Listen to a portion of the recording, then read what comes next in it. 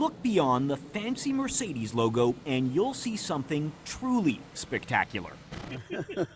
The driver, Paul Dubé, is 101 years old, and he shows few signs of slowing down.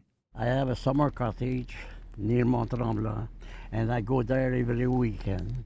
And that's nothing. Up until a few years ago, he was driving every year to Miami in 2 days. His 78-year-old son says his father has exceptional reflexes. Is he a good driver? Yeah. At 101 years old? Yeah. Does he go slowly? No. He doesn't. No.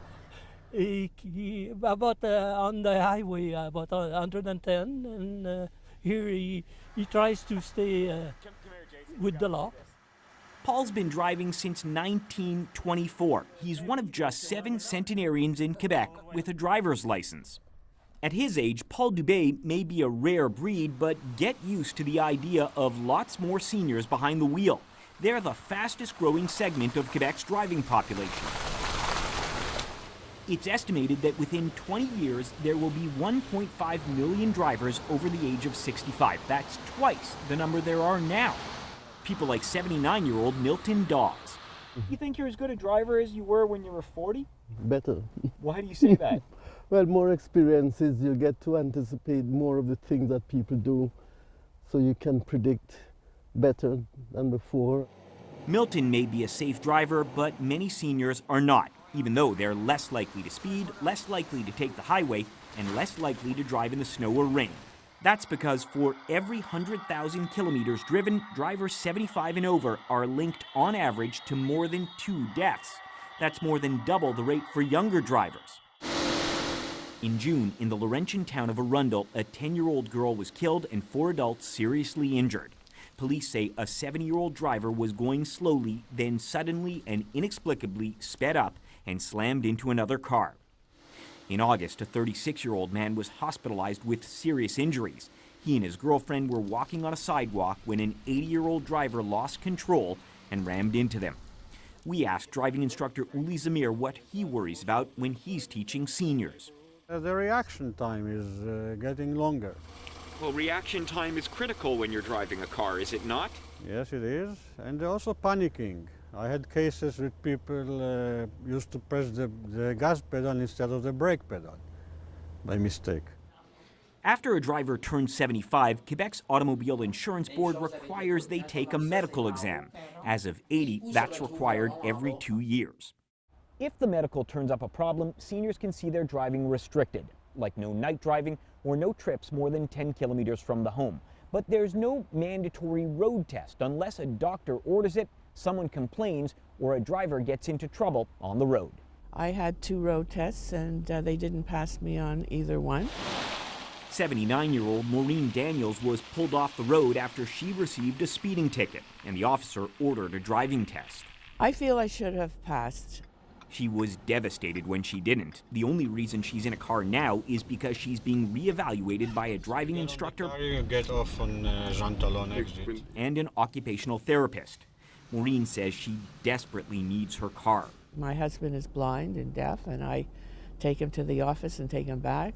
My son has had non-Hodgkin's lymphoma 4 times. I have a lot of driving to do for him. She seems okay behind the wheel, although here she misses a speed bump. Now who knows, she might have missed it 20 years ago, but Felice Wise says it shows some of the challenges senior drivers face. They're just slower all around, slower at making decisions. It's not as much as we think it's vision. It's attention, it's decision making, it's executive skills. Tournez le volant à droite. Here at the Montreal Geriatric Institute, Yvan Bergeron has the power to pull seniors off the road. He knows the list of obstacles they face is long. Coordination, lack of strength, lack of endurance to stay 15 minutes or half an hour in a car driving. It could be also high sight. Which begs the question, should the government make road tests mandatory for seniors? Right now, all they have to do is get a letter signed by their doctor and a vision test, and it's really not enough. It's truly not enough. Doctors sign, they don't have the time, they don't have the patience to deal with their clients. They don't want to jeopardize their patient, their doctor-patient relationships. So it just is not a cost-effective route. Dr. Jamie Dow advises the province on road safety. The idea for us is to let people drive as long as they're safe. It's just that some people you have to check more closely than others to make sure that they are safe. Right now, the Automobile Insurance Board checks about 15,000 seniors per year. About a third either give up their permits or have them revoked. And Dow doesn't think mandatory road tests would make the roads any safer. We identify people who may have a problem rather than doing it to everybody indiscriminately. And people who may have a problem will be tested to some degree. In Ontario, they tried it and they abolished it because the pass rate was over 98%. But with more and more seniors on the road, Uli Zamir says mandatory tests would make things safer. I think that's the way to go. Maureen Daniels isn't interested in that debate. She's focused on one thing, getting her license back. So I've been driving since I was in high school. I think I'm a fine driver. How I was then, I haven't had an accident. I can't tell you when. Neither has Paul Dubé. And even at 101 years old, he hopes he's nowhere near the end of the road. Rob Lurie, CTV News.